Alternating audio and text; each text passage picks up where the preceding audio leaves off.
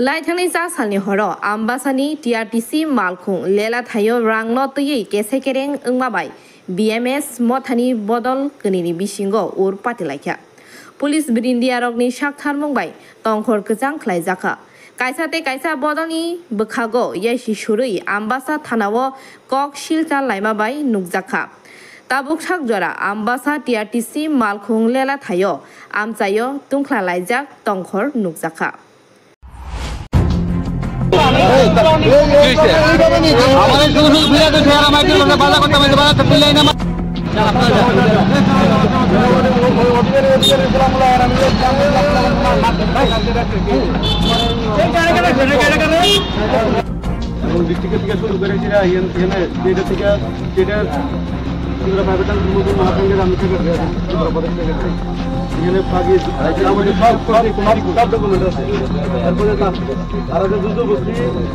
Committee বানাইছিল mobile লয়ে গেছে টাকা 10,000 টাকা লয়ে গেছে আমি বাড়ির থেকে 10,000 টাকা আনি কাছে টেকনিক্যাল সঙ্গে এইভাবে মাফিয়ারা হয় না তার সামনে আক্রমণ করে দিতে আমরা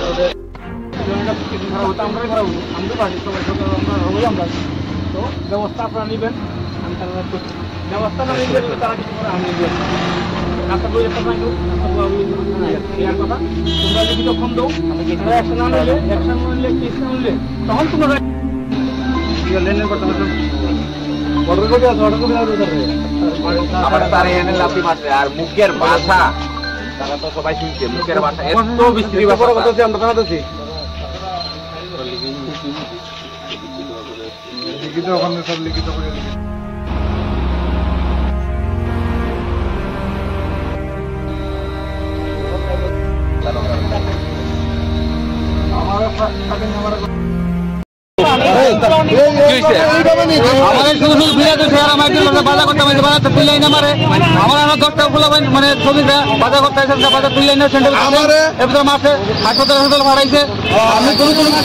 আমি গাড়ি চলাই আমার ওটা গাড়ি চলাই কোনো কিছু না তারা উদা আমার উদ্ধার দিচ্ছি অবস্থা আমি জিজ্ঞেস করলাম কিছু বুঝতে পারতেছি না তারা গাড়ি চালানো আমি মাল গাড়ি চলাই মাল গাড়ি প্রদেশের জয়েন্ট সেক্রেটারি তারপরেও আমি জানলাম না কি কারণে আমার মারলো এই বাহ্যিক চালক সরকারি দুলাল বিশ্ববিদ্যালয় কানু দেবনাথ গুলক অধিকারী তারা মিললে আমার মারছে হঠাৎ করে আমি কিছু জানি না সম্বন্ধে আমার এখানে আমি বাজার আইসি এখন আমাদের নিয়ে আনো আমি কিছু জানলাম না কি হয়েছে আমার গন্ডাফাড়া রোডের মধ্যে আমি সবজি মার্কেট করতেছি আমি মুখি লইতেছি বাইতে হেরা আমার কলারও টান দিয়ে হেরা ধরে হেরা হেরা রাস্তার মধ্যে উড়াই হেরা বুলক অধিকারী এই এরপরে রাজকুমার কানু দেবনাথ হেরা দুলাল গোস্বামী এরা মিললে হেরা আমার এইসব হ্যারাসমেন্ট আমার হাতের মধ্যে কোনো পার্টির লোক না তারা গাড়ি চালাও আমি বাজার করতেছি কোনো অধিকারী আর সুমন সুমন স্ট্যান্ডের লোক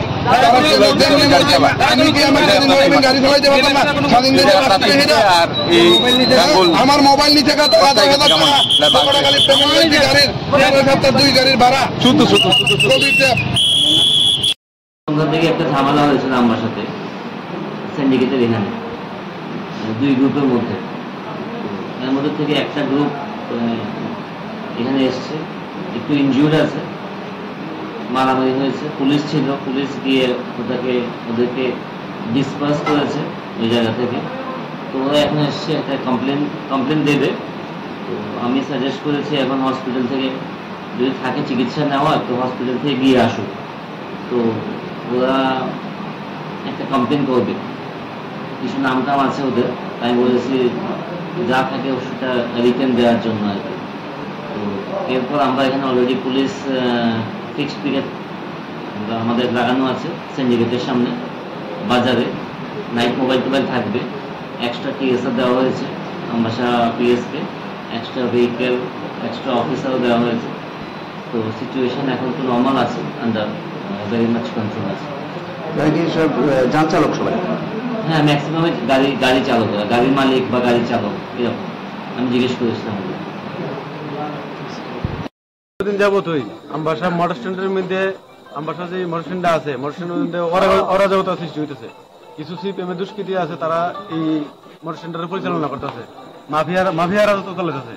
মাফিয়া রাজত্ব চলাতে গিয়ে সেটা এমন হচ্ছে যে প্রত্যেকটা দিন গাড়ি ঘুরে আটকায় সেরা ড্রাইভারের বাজার থেকে ধরে নিয়ে সেরা অত্যাচার করতেছে, মারতেছে, ফিরতেছে, তারা থেকে টাকা পয়সা লইতেছে। কিছুদিন আগে বিশ্বকর্মা পূজা গেছে, রাস্তার মধ্যে তারা করে সেরা গাড়ি থেকে 10,000, 12,000, 20,000 টাকা চান্দা লইছে। গতকালকে আরেকটা গাড়ির মধ্যে লং তারা হয়েছে, এই গাড়িটা থেকে আর কে এসে রাতের বেলা 12,000 টাকা লইছে। এটারও সবকিছু আছে, সবকিছু আমাদের কাছে আজকে আগামীকালকে এসে একটা গাড়ি উৎসব আছে, প্রোগ্রাম আছে, সবাই বাড়ি ঘরের মধ্যে। পরশুদিন কালী পূজা, সবাই ড্রাইভাররা রাজধানী বাড়ি ঘরের মধ্যে সবকিছু আছে, বাজার টাজার করতেছে।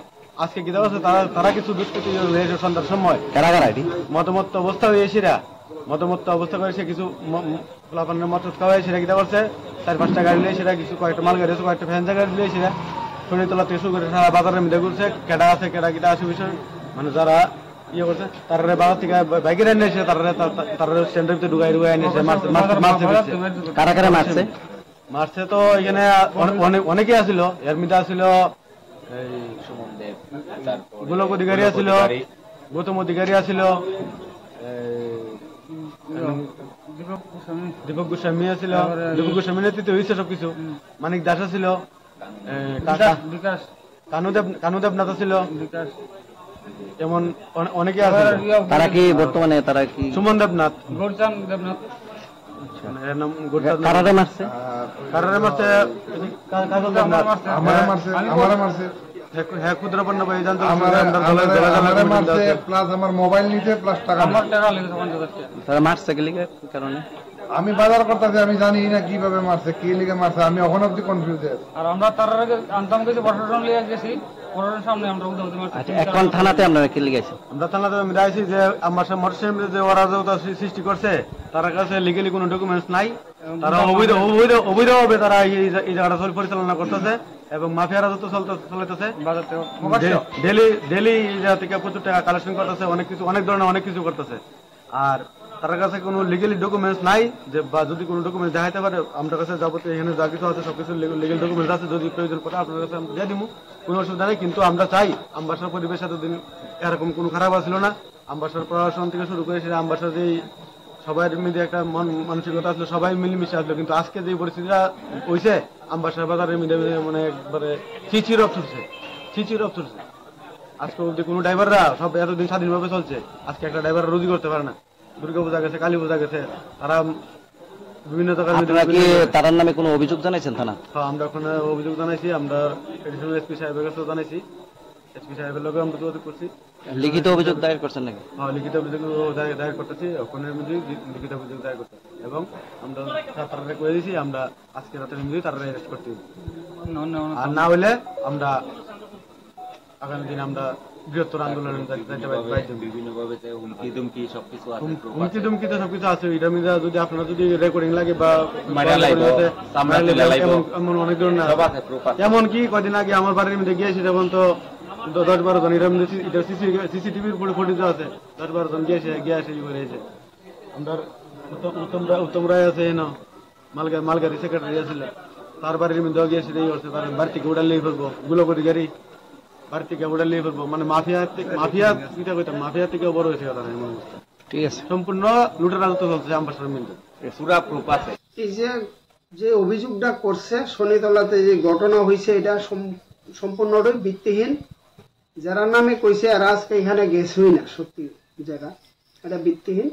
আর মেইন এখানে এই ঘটনাটি হয়েছে কতটুকু কইছে আমাদের শ্রদ্ধেয় দুলাল গোস্বামী ওই সময় এখানে আসিল না, এরপরে তাইনে আইছে, আর আমরা এখানে চা খাইতে আসিলাম, তো হঠাৎ করে মন্তর হয়েছে এবং আমাদের দুলাল দ্বারে প্রাণনাশের হুমকি দেওয়া হয়েছে।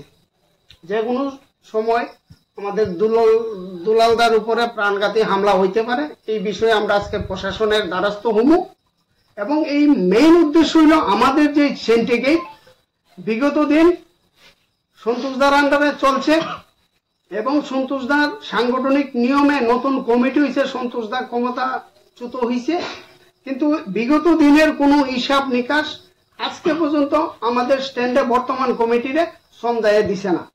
এবং গত লোকসভা নির্বাচন ভারতীয় জনতা পার্টির নেতৃত্বে যে কীর্তি সিং দেববর্মা এখানে মনোনীত হয়েছিল, তাই নমিনেশন দাখিলের দিন সিন্ডিকেটের যে গাড়ি ব্যবহার করা হয়েছে সন্তোষ দার নেতৃত্বে, সন্তোষ দার আন্ডারে, আজকে পর্যন্ত একটা পয়সা গাড়ি ভাড়া হিসাবে আমরা পাইছি না।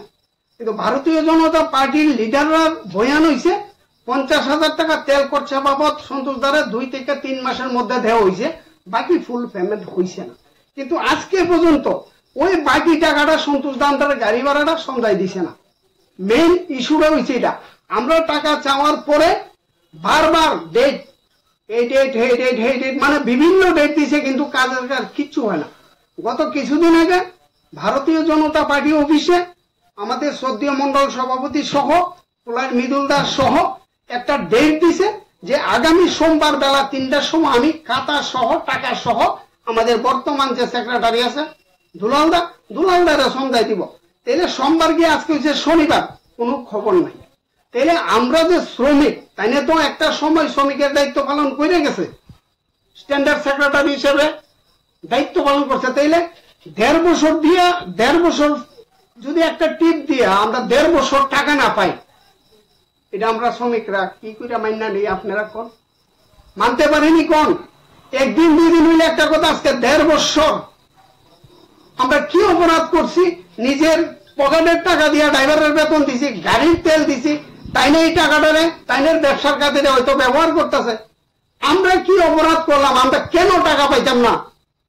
আমরা ধৈর্যের সীমা হারাই নিয়েছি শ্রমিকরা। কি করতে পারি আমরা কোন আপনারা?